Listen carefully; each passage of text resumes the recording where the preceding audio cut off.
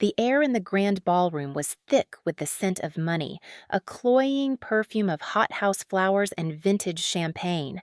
It was a world away from anything Lena Petrova had ever known, a glittering cage of diamonds and silk where she felt like a common sparrow trapped among peacocks. The woman across the table, whose name was something forgettable like Bitsy or Muffy, had a face pulled so tight it looked painful. Her lips, a slash of malevolent red, curled into a sneer. "I'm sorry," the woman said, her voice dripping with the kind of condescending sweetness that was sharper than any knife. "But I must have misheard. You're an artist?" She said the word as if it were a communicable disease. Lena felt 100 pairs of eyes on her, all reflecting the same cold, dismissive curiosity. Her simple black dress, the most expensive thing she owned, suddenly felt like a cheap costume. Beside her, Dante was a pillar of stillness, a dark, immovable object in his flawless tuxedo. She could feel the tension coiling in him, a dangerous energy that seemed to make the very air around their table vibrate. Another man at the table, his face florid from too much wine, chuckled. "An artist? How charming!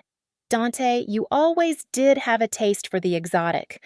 But really, darling," he said, his gaze raking over Lena, "this isn't some back-alley gallery. This is the benefactor's gala. You don't belong at this table." The words hung in the air, ugly and sharp. You don't belong. It was the story of her life, the silent judgment she'd faced 1,000 times, but hearing it spoken so plainly, so cruelly, in a room shimmering with power, was like a physical blow. Her cheeks burned, her hands, clenched in her lap, trembled. She wanted to shrink, to disappear, to run back to the safety of her tiny, paint-splattered apartment. She felt a movement beside her. Dante hadn't spoken a word. He didn't look at the man or the woman. His eyes, the color of storm clouds, were fixed on her. The universe seemed to shrink until it was only the two of them, the deafening noise of the gala fading into a distant hum. The icy fury she'd seen in him before was there, but it was banked, controlled, a furnace burning behind his gaze. Then, with a grace that was utterly terrifying in its precision, he moved. He pushed his own chair back, the sound a soft scrape against the marble floor. He rose to his full, intimidating height, his shadow falling over the table. The chatter around them faltered, then died completely. Every eye was on him now. He walked around the table, his steps silent and deliberate, each one a hammer blow against the suffocating quiet. He stopped behind her chair. Lena's breath caught in her throat. She could feel the heat of his body, the sheer force of his presence. He placed his hands on the back of her chair, his long fingers curling around the carved wood. He leaned down, his lips brushing the shell of her ear, his voice a low, possessive growl meant only for her. "They are wrong." Then he straightened. His gaze swept the table, and for the first time he let the mask slip. The cold, disciplined control vanished, replaced by a look of such absolute, lethal command that the florid-faced man visibly paled. The woman's smirk dissolved into a flicker of fear. Dante Moretti pulled out Lena's chair for her. It was a small gesture, a simple act of courtesy. But in that room, at that moment, it was a declaration. It was a coronation.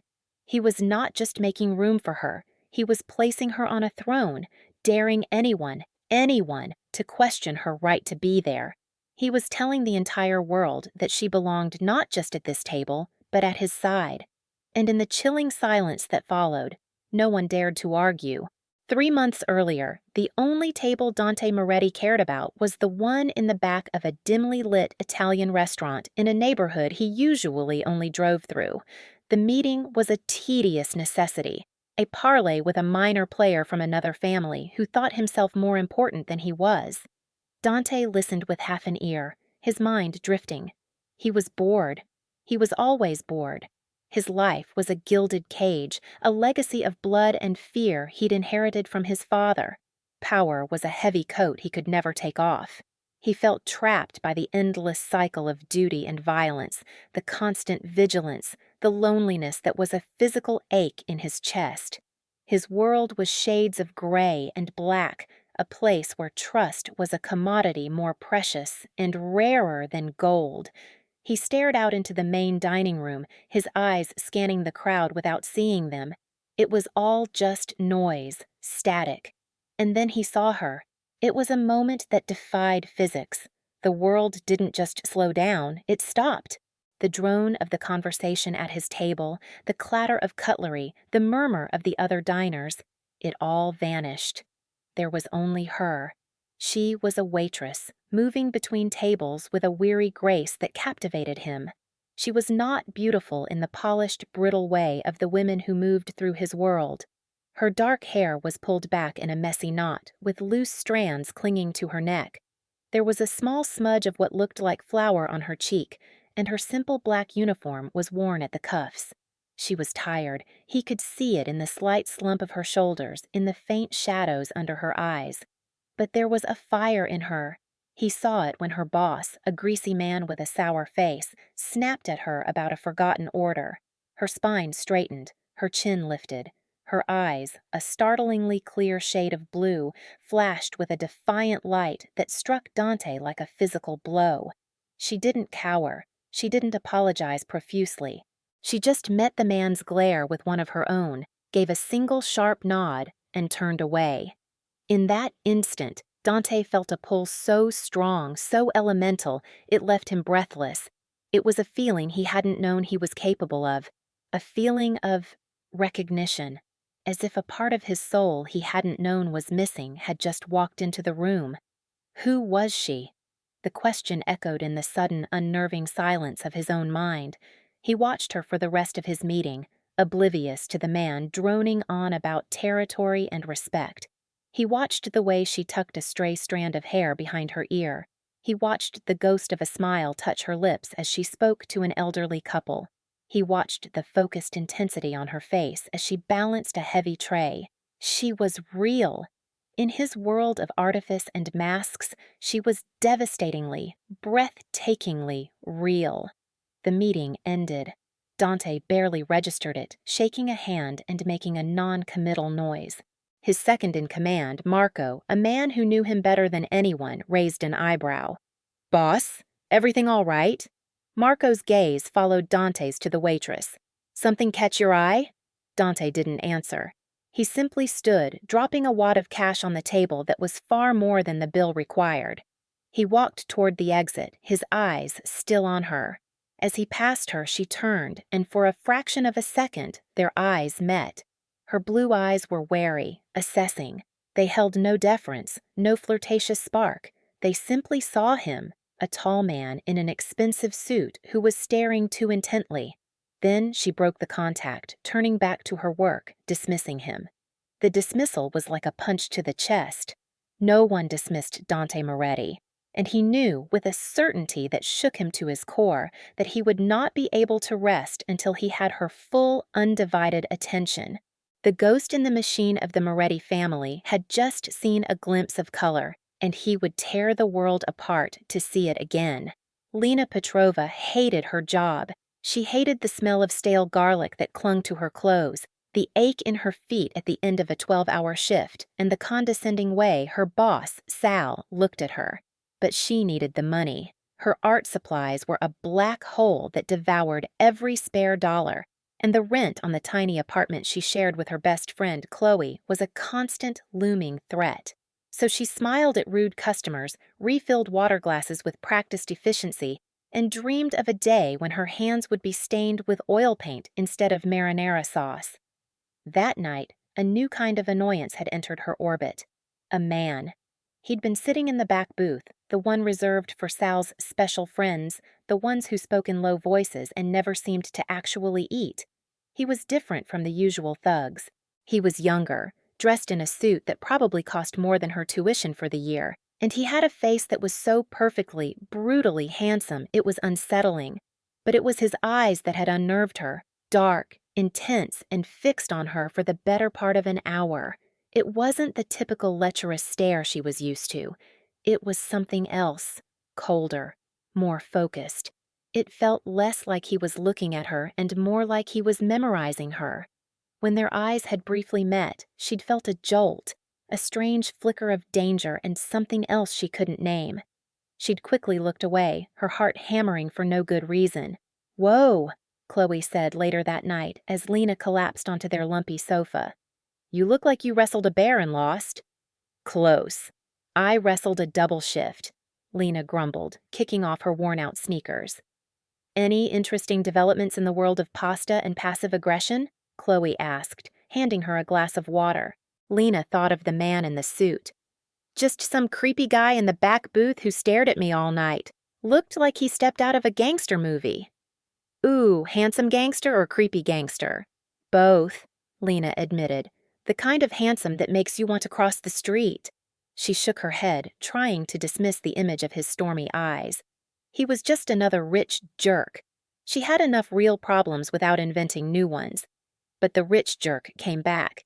He came back the next night, and the night after that.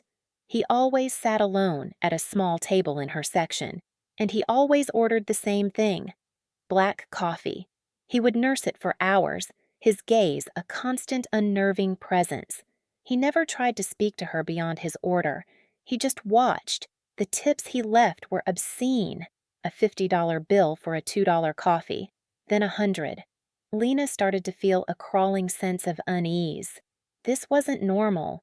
"So this is creepy," she told Chloe, fanning out 3 crisp $100 bills on their coffee table.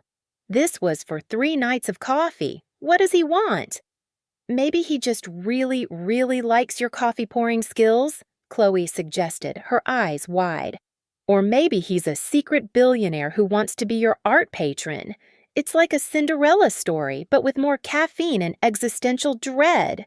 "It's not a Cinderella story, it's weird. Is it legal? Can I even keep this?" Lena felt a strange mix of fear and a desperate, pragmatic desire for the money. It was half her rent. The next night, she decided to confront him. Her hands were shaking slightly as she approached his table. He looked up, and the full force of his attention was like a physical weight. "Look," she began, her voice coming out sharper than she intended. "I don't know what this is, but you can't keep doing it." He raised a single perfect eyebrow. "Doing what?" His voice was low and smooth, a rumble that seemed to vibrate right through her. "This," she said, gesturing vaguely. "The staring.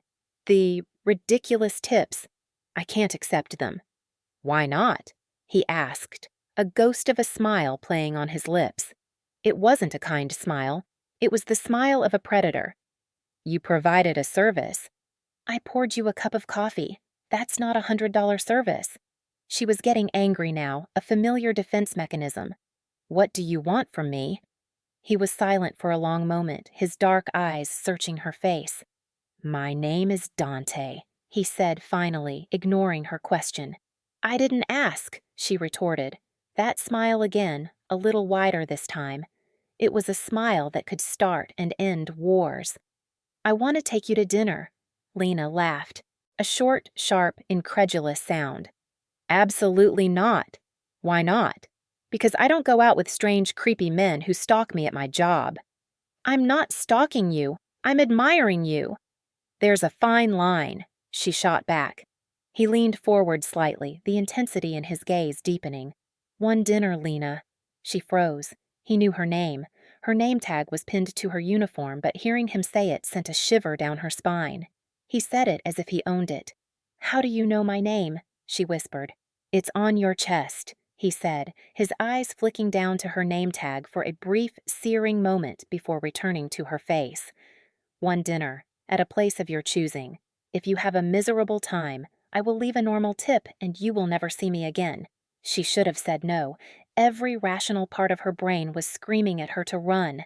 But there was something else, too, a dangerous, reckless curiosity.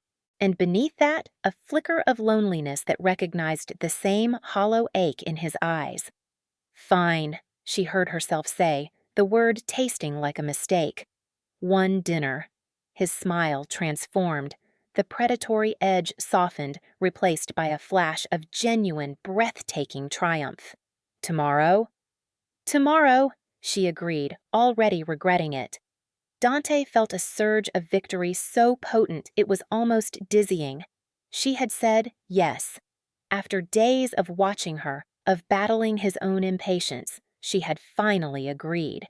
He had been prepared for a much longer campaign, ready to deploy the full resources of his organization to learn everything about her, to find a way into her life. But all it had taken was a simple, direct request.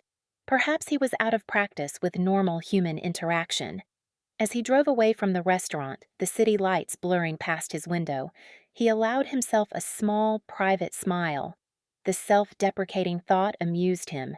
He could orchestrate a hostile takeover of a rival's entire shipping operation without breaking a sweat, but asking a waitress on a date had felt like disarming a bomb. Marco, sitting in the passenger seat, was uncharacteristically quiet. Finally, he spoke, his voice laced with concern. "Dante, what are you doing?" "I'm going to dinner," Dante replied, his eyes on the road. "With the waitress." It wasn't a question. "This isn't like you." "No," Dante agreed. "It isn't." "Is this smart, bringing someone normal into all this?" Marco gestured vaguely, a motion that encompassed the bulletproof car, the dark legacy of the Moretti name, the violence that was their constant companion. "I'm just taking her to dinner, Marco, not proposing marriage." The lie felt thin even to him. This felt different. This felt significant. That first moment he saw her hadn't been a fleeting attraction. It was an earthquake that had shifted the very foundations of his world. He wanted more than a dinner. He wanted to know the source of the fire in her eyes. He wanted to be the reason for the smile he'd seen her give the elderly couple. He wanted to erase the weariness from her face. He wanted her. "Your uncle won't like it," Marco warned. "Silvio thinks any distraction is a weakness." "Since when do I care what Silvio thinks?" Dante's voice turned to ice. His uncle Silvio was a relic of the old ways, a man who believed in brutality over strategy, a constant thorn in Dante's side as he tried to drag the family business toward a semblance of legitimacy. "Just be careful," Marco said quietly. "She seems breakable." Dante thought of the defiant flash in her eyes when her boss had yelled at her. He thought of her confronting him tonight, her fear warring with her pride. "No," Dante said, a strange sense of certainty settling over him. "She's the strongest person I've ever met." Meanwhile, Lena was in the midst of a full-blown panic. "I have nothing to wear," she wailed, staring into her meager closet. It was a collection of jeans, paint-splattered t-shirts, and her single, slightly too tight black dress. Chloe sat on the bed, munching on popcorn. "Wear the black dress. It's a classic." "I can't wear my funeral dress on a date with a potential serial killer." "He's not a serial killer, he's a mysterious billionaire," Chloe corrected. "You told him he could pick the place, right? What if he takes you somewhere fancy?" "I told him I would pick the place," Lena corrected, a small spark of her earlier defiance returning. "And I'm not picking somewhere fancy. I'm picking the Greasy Spoon Diner. Let's see how Mr. Perfect Suit handles a vinyl booth and questionable meatloaf." Chloe choked on a kernel of popcorn. "You're not serious." "I am deadly serious," Lena declared. It was a test. If he was just some snob trying to impress her with his money, he'd balk. If he was something else, well, she'd find out. The next evening, she stood outside the diner, her heart thumping a nervous rhythm against her ribs. She wore her best pair of jeans and a clean sweater. She felt woefully underdressed when a sleek black car that looked like it belonged to a head of state pulled up to the curb. Dante stepped out. He wasn't wearing a tuxedo, but his dark trousers, crisp white shirt, and tailored gray jacket still made him look wildly out of place against the diner's flickering neon sign. He didn't even glance at the dilapidated building. His eyes found her immediately. "Lena," he said, and her name was a soft caress in the cool night air. "This is it," she said, gesturing to the diner with a challenging tilt of her chin. He looked at the diner, then back at her. A slow smile spread across his face, and this time it reached his eyes. They crinkled at the corners, and the sight was so unexpected, so genuinely charming, that it stole her breath. "It's perfect," he said, and he sounded like he meant it. He held the diner door open for her, and as she passed him, she caught his scent, something clean and expensive and utterly masculine. Inside, the diner was exactly as she'd remembered, smelling of stale coffee and fried onions with cracked red vinyl on the booths. A few truckers eyed Dante's expensive clothes with open suspicion. He seemed utterly unfazed. He slid into the booth opposite her, moving with an easy grace that didn't belong in a place like this. The date was surreal. The waitress, a gum-chewing woman named Flo, took their order with a bored expression. Lena ordered a cheeseburger deluxe. Dante, without a moment's hesitation, ordered the meatloaf special. And then they talked. Or rather, he made her talk. He asked about her art. Not in a polite, dismissive way, but with a focused curiosity that made her feel, for the first time, like someone was actually listening. "What do you paint?" he asked. "Mostly people. Cityscapes," she found herself explaining. "I like finding the moments of quiet in a loud place. The way the light hits a building at dawn, or the expression on someone's face when they think no one is watching." "Like you," he said softly. "What about me?" "The other night at the restaurant. Your boss was unkind, but you didn't flinch." Lena felt a blush creep up her neck. "Part of the job." "No," he said, his gaze unwavering. "That's part of you." She didn't know what to say to that. She tried to turn the tables to learn something, anything about him. "So, what do you do, Dante, besides drink expensive coffee and overtip waitresses?" His expression shuddered instantly. The warmth vanished, replaced by a cool, practiced neutrality. "I'm in the import/export business, in logistics." It was a lie. She knew it was a lie. It was so vague, so perfectly tailored to sound important and reveal nothing. The wall was back up. The mysterious, dangerous man was back. "Family business?" he added, as if that explained everything. And maybe, she thought, it did. Despite the blatant evasion, the rest of the dinner was surprisingly comfortable. He was a paradox, an intense, powerful man who listened with quiet patience, a man who looked like he owned the world but seemed genuinely interested in her meatloaf. When he drove her home, he didn't try to invite himself in. He walked her to the door of her building, the silence between them charged with unspoken questions. "I had a good time," she admitted, the words feeling inadequate. "I'm glad," he said. He reached out, his fingers gently brushing a stray strand of hair from her cheek. His touch was electric, a jolt of heat that shot through her entire body. "Can I see you again?" The rational part of her brain was still waving red flags, but it was being drowned out by a reckless, exhilarating hum. "Okay," she whispered. He leaned in, and for a heart-stopping moment she thought he was going to kiss her. Instead, he pressed his lips to her cheek, a soft, brief touch that was somehow more intimate, more devastating than a real kiss. "Good night, Lena," he murmured, his voice a low growl against her skin. Then he was gone, his black car melting back into the city night, leaving her standing on the pavement, her cheek burning and her world tilting on its axis. Their world became a strange, intoxicating bubble. Dante pursued her with a single-minded intensity that was both terrifying and thrilling. It wasn't a courtship of flowers and chocolates, though those appeared occasionally, always from the most exclusive florists and chocolatiers. It was a courtship of moments. He'd appear outside her art class, waiting patiently in his silent black car to drive her home. He took her not to the flashy see-and-be-seen restaurants he frequented for his business, but to hidden gems, a tiny jazz club in a basement, a rooftop garden with a breathtaking view of the skyline, a family-run trattoria where the owner greeted him with a mixture of fear and deep respect.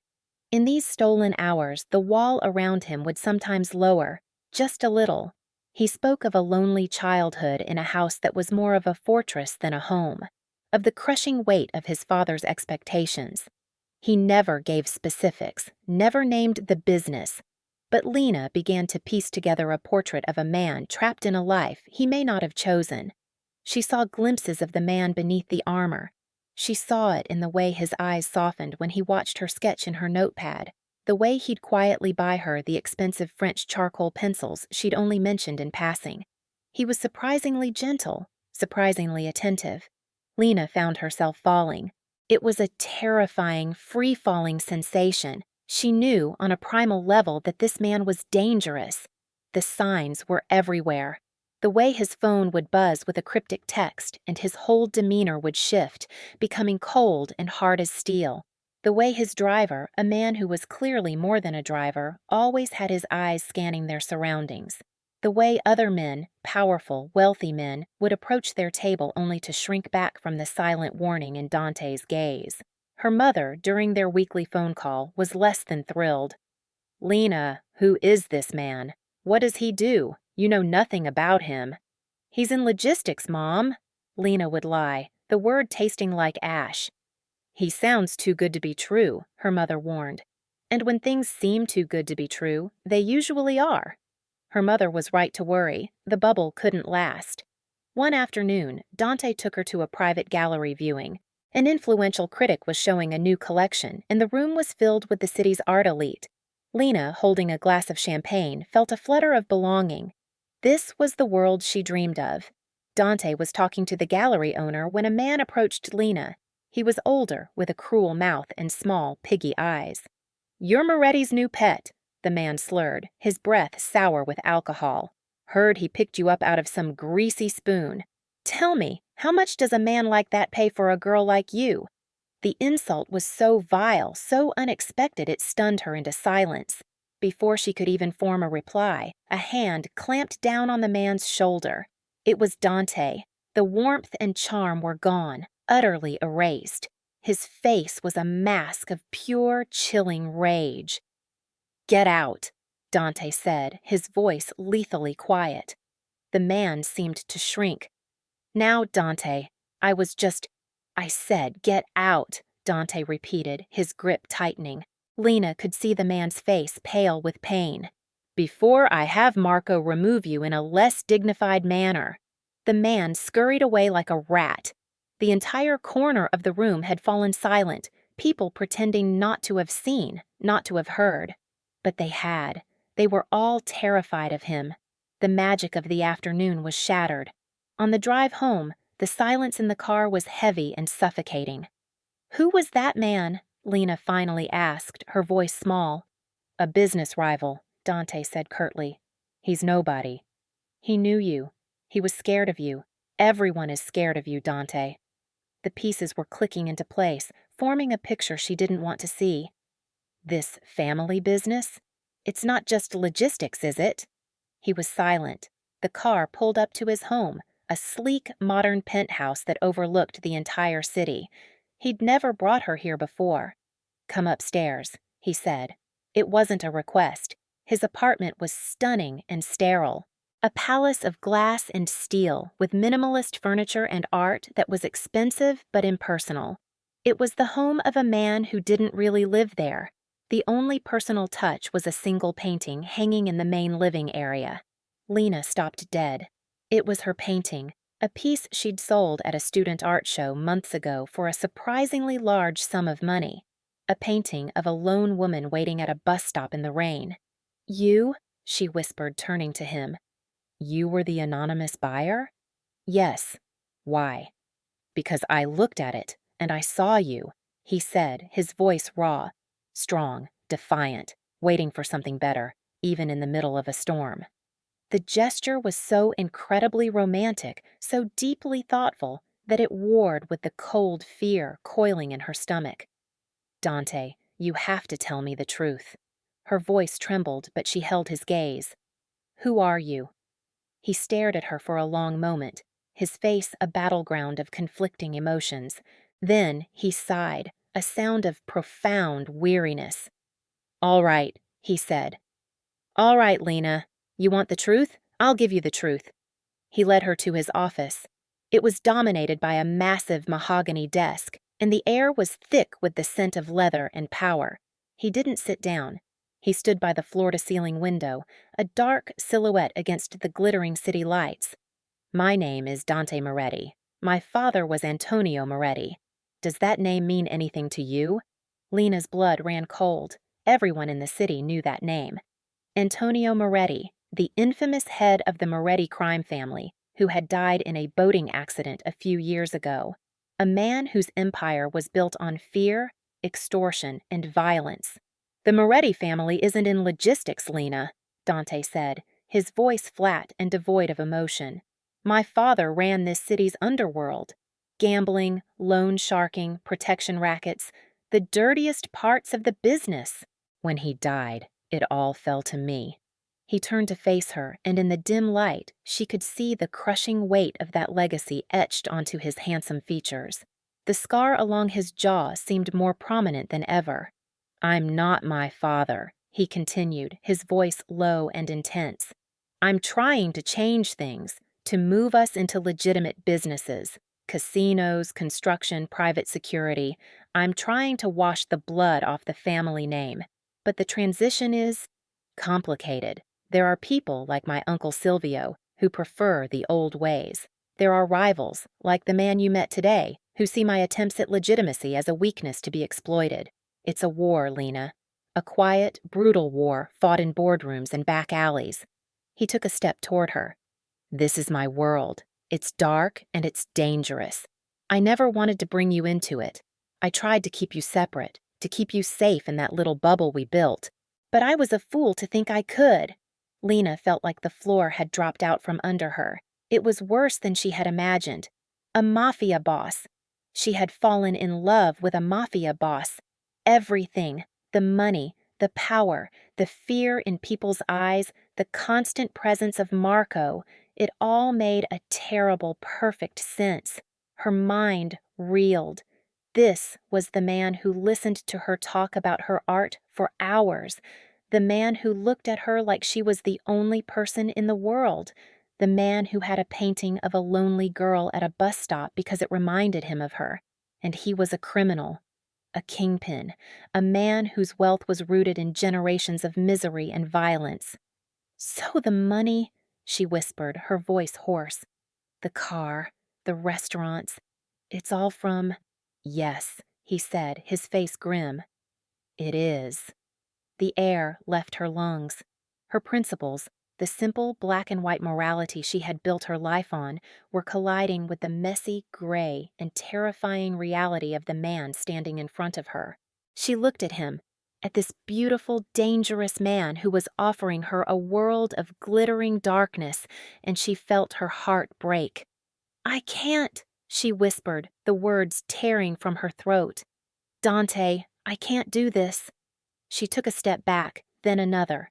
The hurt that flashed in his eyes was so profound, so naked, it was like a physical wound.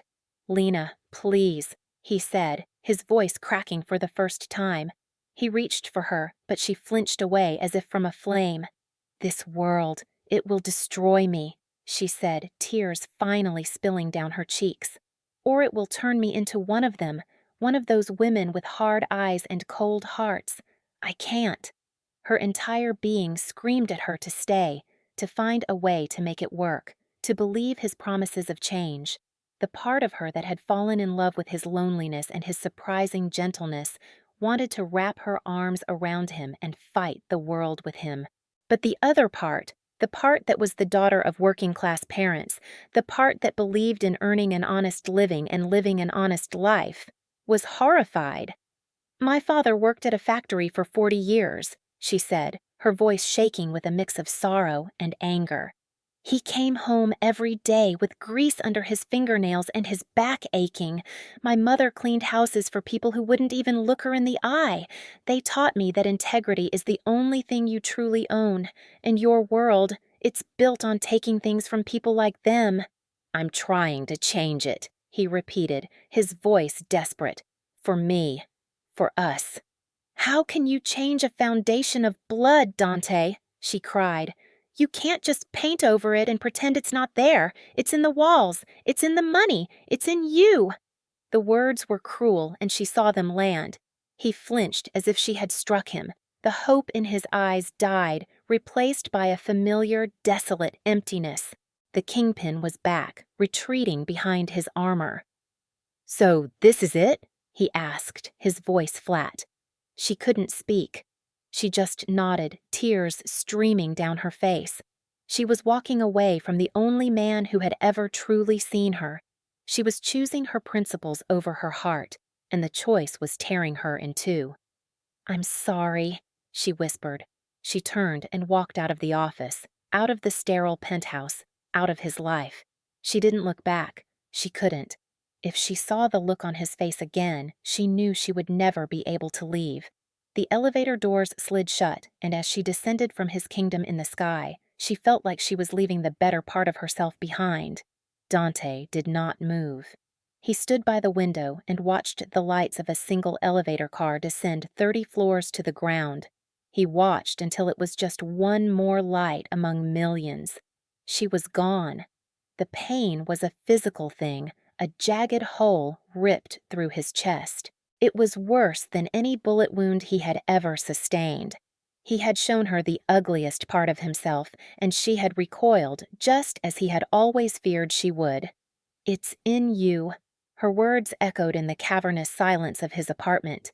He walked over to her painting. The girl at the bus stop. He had bought it because he saw her strength, her resilience. But now he saw only her loneliness. A loneliness that mirrored his own, but one she had chosen over him.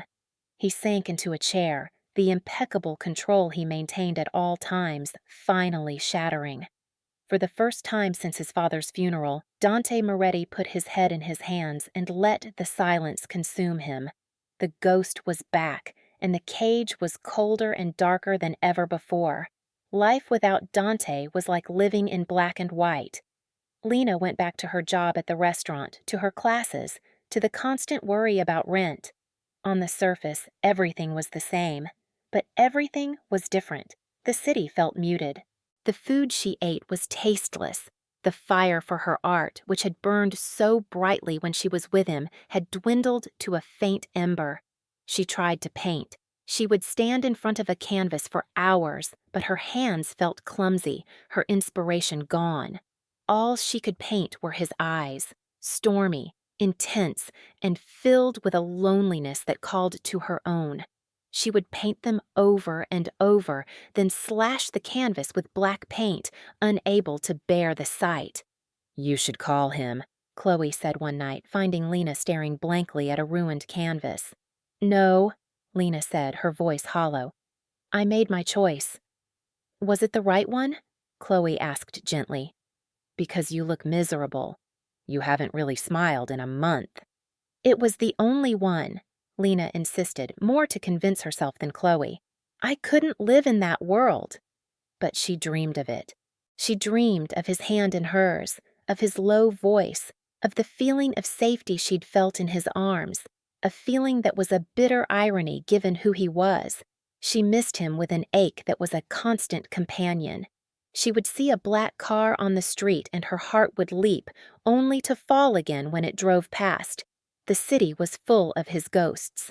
For Dante, life without Lena was a descent into a colder hell. He threw himself into his work with a ruthless, terrifying focus. He finalized the hostile takeover of 2 rival operations, not through negotiation, but through brute force and intimidation.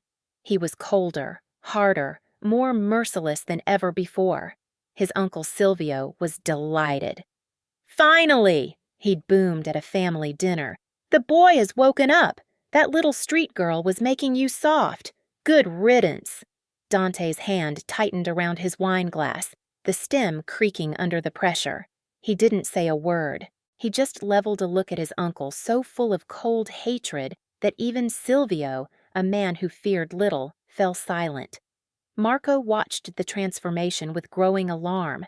The light Lena had ignited in Dante was gone.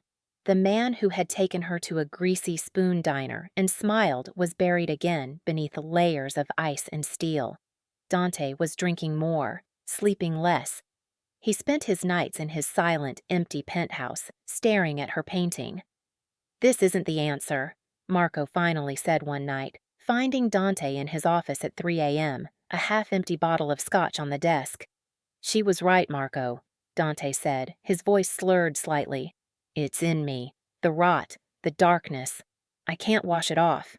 "So you're just going to become the man she was afraid of?" Marco challenged. "You're going to prove her right?" Dante looked up, his eyes bleak. "What other choice is there?" "Fight," Marco said, his voice passionate. "You said you wanted to change things. You said you wanted to go legitimate. So do it, not just by laundering money through new businesses, but for real. Cut it off. Cut out the rot. Cut out Silvio and his thugs. Do the thing you were too afraid to do before. Don't do it for the family name. Do it for her." Dante stared at Marco, a flicker of something long dormant in his eyes. Hope. It was a dangerous, fragile thing. "It would be a war," Dante said slowly. "Silvio wouldn't go quietly. It could destroy everything." "What do you have left to lose?" Marco asked quietly. Dante looked at the painting of the girl at the bus stop. He had already lost the only thing that mattered. Marco was right. Proving her wrong was the only path back to the light. He stood up, the alcohol-fueled haze beginning to clear, replaced by a cold, hard resolve. "Get the lawyers," Dante ordered, his voice clear and steady once more. "And get our security teams ready. We're cleaning house." 2 months after she'd walked away, Lena's doorbell rang. It was late. She opened it to find Dante standing there. He looked different, thinner, tired, but the intensity in his eyes was back, burning brighter than ever. "Dante," she breathed, her heart seizing in her chest. "I need you to come with me," he said, his voice raw. "Just for one night. There's a charity gala, the Benefactors Gala. It's my first major public step toward what I told you I wanted to do." "I don't understand." "I need you there," he said, taking a step closer. He looked desperate. "Please, Lena. I'm not asking you to come back to my world. I'm asking you to be there on the night I begin to build a new one. A world that could be ours. Just stand with me for one night. After that, if you still want to walk away, I'll let you go. I'll never bother you again." She saw the sincerity in his eyes. She saw the plea. And against all her better judgment, the love she still felt for him rose up and choked her resolve. "Okay," she whispered. "One night." And so she found herself in the glittering ballroom, wearing her simple black dress, sitting at a table of vipers. She felt his tension beside her, heard the cruel words, "You don't belong at this table." The insult, which would have crushed her months ago, now sparked a familiar defiance. But before she could speak, Dante was moving, rising. His silent walk around the table, the way he pulled out her chair, was not just a defense. It was a promise. It was the first shot fired in his war. In the stunned silence of the ballroom, he leaned down and whispered, "This is for you." Then he took his seat, picked up his fork, and took a bite of his salmon as if nothing had happened, leaving the rest of the table to stare in terrified awe. Lena looked at him, at the man who was willing to declare war on his own world for her, and she felt the ice around her own heart begin to crack. The aftermath of the gala was swift and brutal. The story of Dante Moretti publicly shaming a rival and elevating his unknown date spread through the city's elite like wildfire. To the outside world, it was a power play. To the Moretti family, it was a declaration of rebellion. Silvio was incandescent with rage. He stormed into Dante's penthouse the next day, his face purple. "You disgrace us. You bring that nobody, that street girl into our world, and you choose her over family honor? Over me?" Dante was calm. He was sitting behind his mahogany desk, not a hint of fear on his face. Marco stood silently by the door, his hand inside his jacket. "The family's honor is what I am trying to restore, Uncle," Dante said, his voice dangerously soft. "By dragging it out of the gutter, you're so determined to keep it in." "Gutter? The old ways made us rich. They made us respected," Silvio spat. "They made us feared," Dante corrected. "There's a difference, and they made us targets. The world is changing. I'm changing with it." "You are weak," Silvio sneered, softened by a pretty face. "No," Dante said, standing up. He was no longer the conflicted heir. He was the king.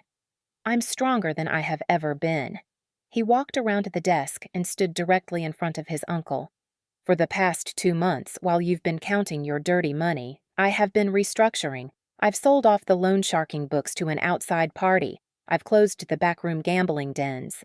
I've created severance packages for the employees whose services we no longer require. The assets have been funneled into 3 new, completely legitimate corporations. The Moretti name is going clean." Silvio stared at him, his mouth agape. Disbelief warred with fury on his face. "You did what? Without my approval? Without the family's approval?" "I am the head of this family," Dante stated, his voice like iron. "And I don't need your approval. You have a choice, Uncle.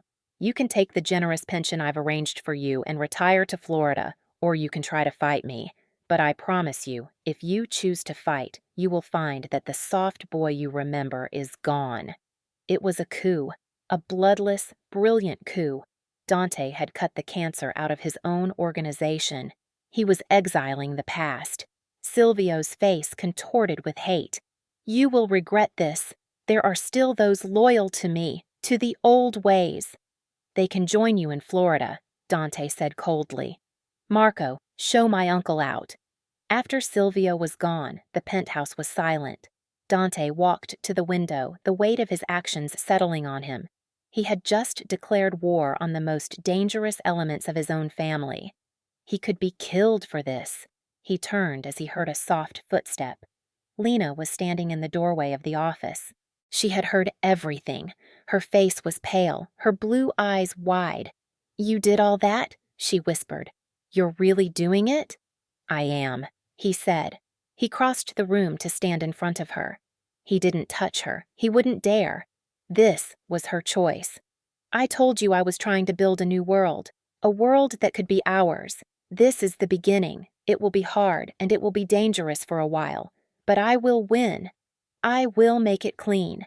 He finally looked her in the eye, all his defenses gone, his heart laid bare. "I did it for you, Lena, because a life without you isn't a life.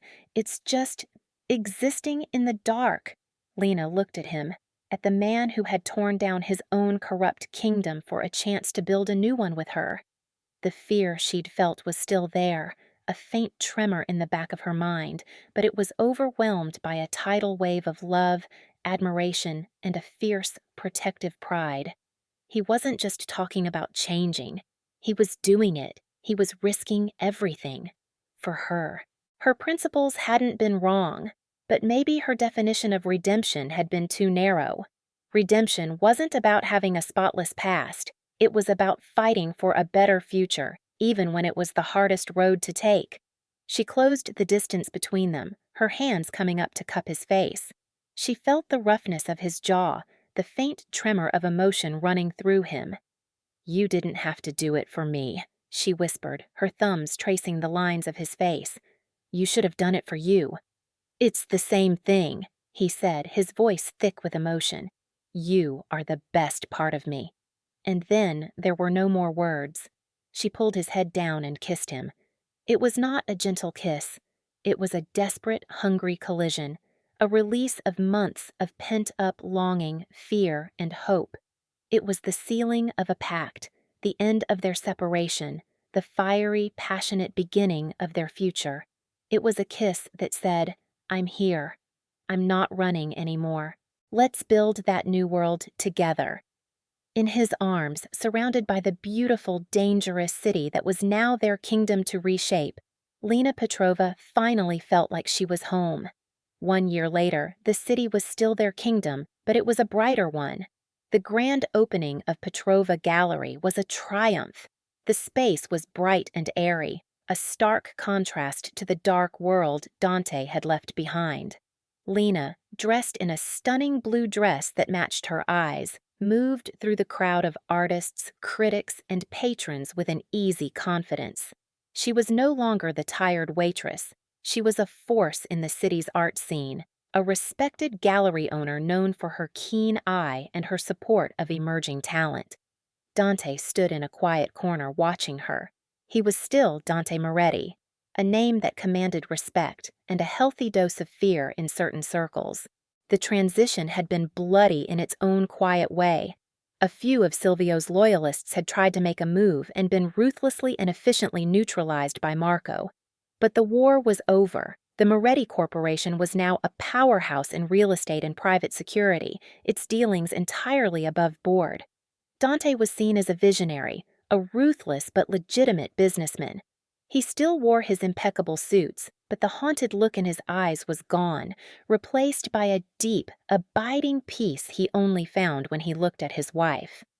Later that night, long after the last guest had departed, they stood alone in the silent gallery. Lena came and wrapped her arms around him from behind, resting her head against his back. "It was a good night," she said softly. "You were magnificent," he murmured, turning in her arms to face her. He brushed a stray curl from her forehead. "I'm proud of you." "We did it," she said, her eyes shining. "We actually did it." "You did it," he corrected. "You showed me there was a different way to be strong."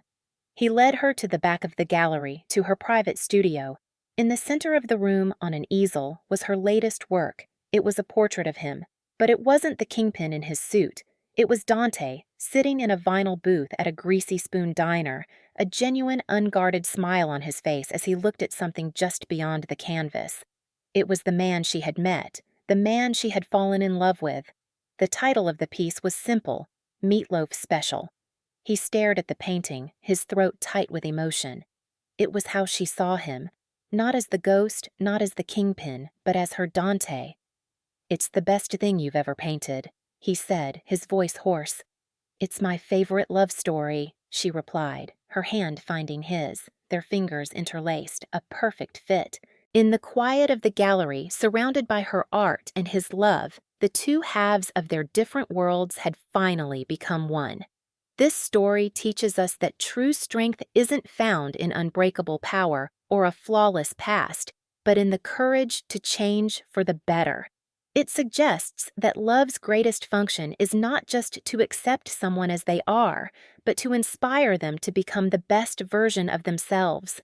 Dante's journey from a man trapped by his dark legacy to one who reshapes his world for love shows that redemption is an active, often difficult choice, not a passive hope. Lena's arc, from a struggling artist to an empowered woman, reminds us that holding on to one's principles doesn't mean rejecting a complicated love, but challenging it to rise to a higher standard. We really hope you enjoyed this educational piece of content and hope that you could understand the moral lessons behind it. It's a powerful reminder that even in the face of immense darkness, the decision to fight for the light, spurred by love, can lead to profound transformation and a future you never thought possible. If this story moved you, please give this video a thumbs up, subscribe to our channel for more dramatic romances, and share it with someone who believes in the power of second chances. What did you think of Dante's grand gesture at the gala? Was it the moment you knew he was truly committed to changing, or did his confrontation with his uncle seal it for you? Let us know your thoughts in the comments below. For our next story, who would you like to see find love? A. Marco, the loyal second-in-command who deserves a happiness of his own. B. Chloe, the supportive best friend who is ready for her own mysterious billionaire. Vote now in the comments.